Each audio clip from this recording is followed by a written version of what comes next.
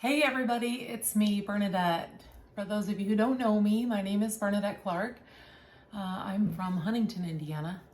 I am about to move to Alaska tomorrow morning.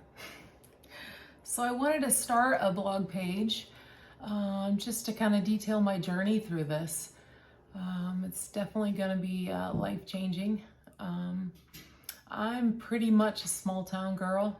I'm a nurse practitioner.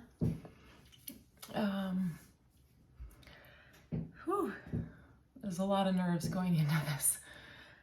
So I guess professionally, I'll just tell you all that I've been in healthcare for about 30 years. I started out as a CNA. I worked in nursing homes, and then I merged into home health care, which I really loved. And then I got into autopsies. I did autopsies for 6 years. I actually was working toward a degree in histology, but I didn't fall in love with making slides. So I stayed on board and just did autopsies. And then in 2000, when the market crashed, I had to figure out another degree. So I went into nursing, fell in love, started in the ER. I did 10 years, 5 years in the ER on the floor, and then 5 years with the critical care transport team, a ground crew. And then I became a nurse practitioner 6 years ago, and I just love it. I love every bit about the education, making a difference. I guess being the healthcare provider that I wished I would have had years ago, you know, from an educational standpoint, meaning, you know, teach me how to fix myself, just don't put a Band-Aid on it. Does anybody ever have that experience? So tomorrow morning, I am getting on a plane and I'm going to Alaska.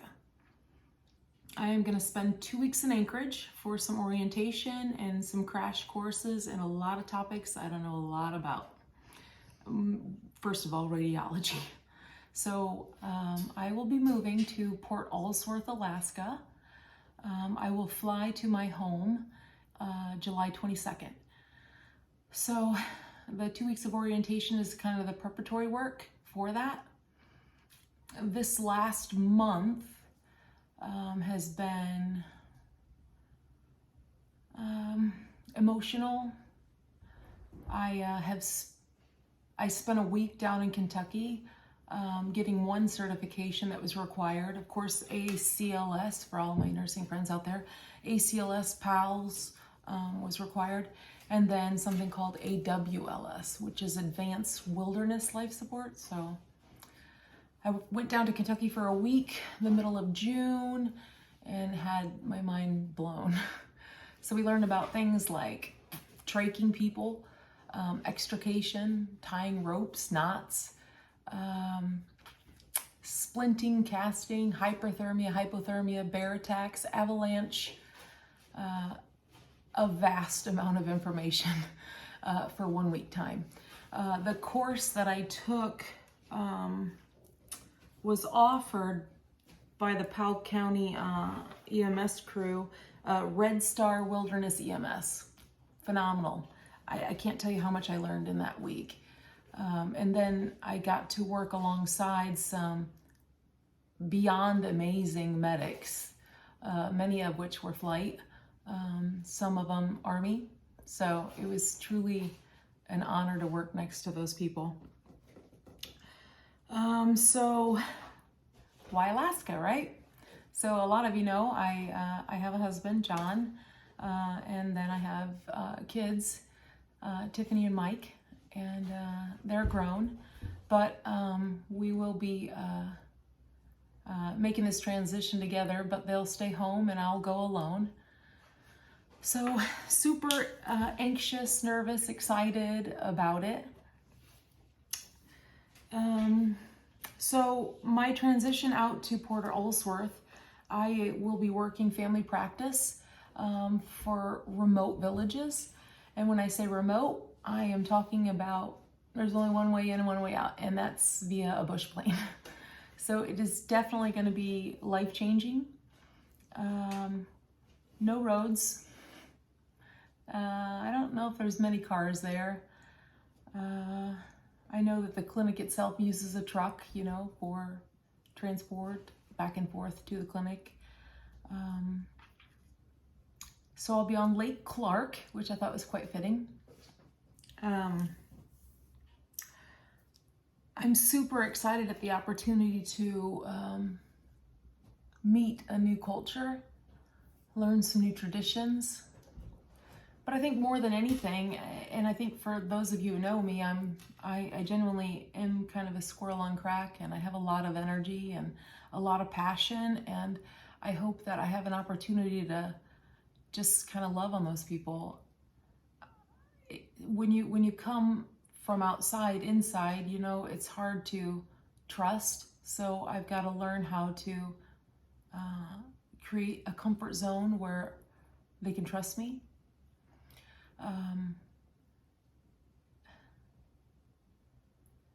Yeah, it's gonna be different. That's all I can say. So I've never done a blog page, so this is my first time at it. So I'm kind of learning the ropes, and I don't know what you do or what you don't do, but I just decided to take the last 48 years of my life, even though I only claim 29. I have a lot of life experiences that got me to this point, and a lot of my self-reflection for this last month was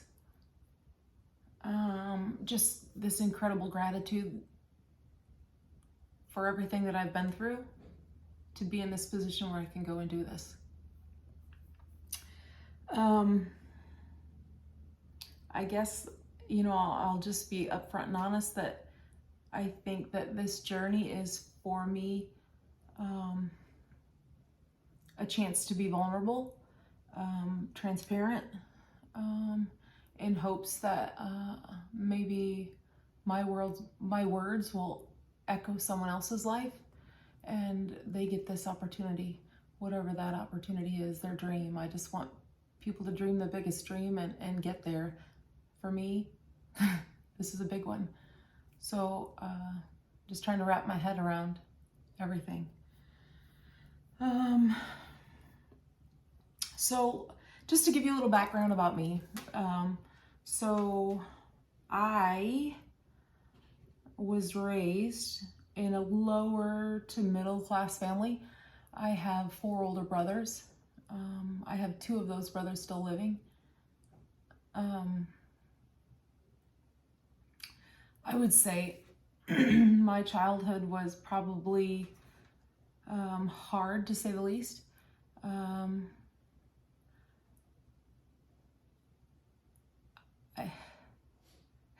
It's not easy to really just throw out there, but I'm gonna do it. So when I say my childhood was hard, and that stems from 8 years of sexual abuse, just gonna drop it on you. So it was molestation for the first 8 years of my life. So I want you to realize when you have that type of childhood, you know, it sets a foundation for failure almost, if not corrected or intervened upon. So life was really, really challenging growing up, but I just want to share how I got to this point. When I was 16 years old, my oldest brother, who is 21 years older than I am, he's not with me anymore, Jim. I remember very clearly for my birthday, he came back and got me for the weekend. Jim was he was a lieutenant on the fire department in Indianapolis. His last 5 years, he was at station number 2, so shout out to those guys. 2 is 1. But Jim came and got me for a weekend, and of course with the age difference, you know, I really didn't grow up with him at all. And I remember when he picked me up and he was driving me back to his house in Indianapolis, he said, "Okay, sis, it's your sweet 16. How you feeling?" And it was just another year, you know. But he says, "Okay, so we're gonna do this different." And he said, "I want you to dream the biggest dream you can imagine. So if you could do anything in the world, And it didn't matter how much it cost. What would you do? So of course, at that time in my life, I said I wanted to fly. And I think a lot of that for me was escape. But so when we got down to Indianapolis, the next day he chartered a flight. So he put me in a plane and we flew around Indianapolis. When we landed, he took me to the Eagle's Nest, which some people may know that. But it's a restaurant at the very top of a very tall building that rotates. I can remember walking in there, and when we got off the elevator, I froze because it was so elegant and everybody was so, dressed to the hilt. And I remember my brother leaning down and he goes, "Sis, look at me in my eyes." He said, "I don't want you to pay any attention to what they're wearing. It doesn't matter what we're wearing. We're gonna go in here and we're gonna get some dessert." And that's what we did. And I think we sat and we made one full revelation of the city as it spun around. So that was the first time in my life I just thought, holy cow, somebody reached out to me and got to fulfill a dream for me. Today I went down and visited him at his grave.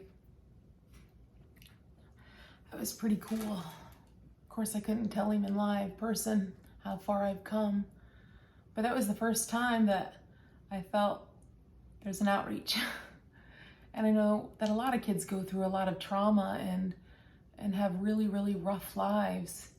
And I just hope that, maybe one day I'll reach them to show them that it's still possible. It doesn't matter. It doesn't define us.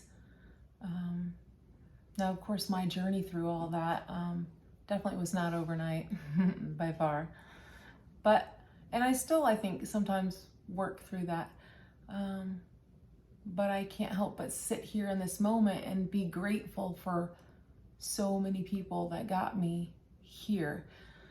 So that's the first of many people that made a difference in my life. And it's things like that that make me want to give back, go to the ends of the earth, go where there isn't hope or resources or options, just so I can maybe bring options or bring light.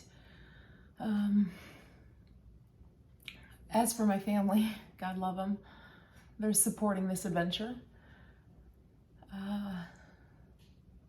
It's going to be challenging because I'm going by myself, and I don't know if you've seen my little dog right there, Lily. So I'll be leaving her behind too. So I got my family that is going to be kind of praying for me and going without mom. And I got a little lady over there, 1.5-year-old lab, that's going to be going without mom. So prayers are always appreciated. But I just wanted to start this journey with you all and kind of give you a little bit of background. And I think as we go through this journey together, I'll maybe bring you through all the life events that got me here.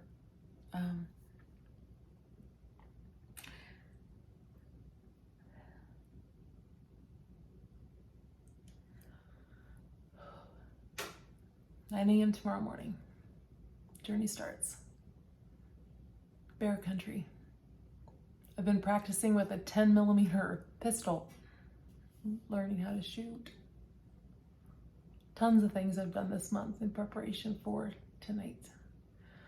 So hopefully you'll come along with me and we'll do this journey together, and you'll learn a lot about me, and maybe we can get through this together. Anyway, thanks you guys for listening, and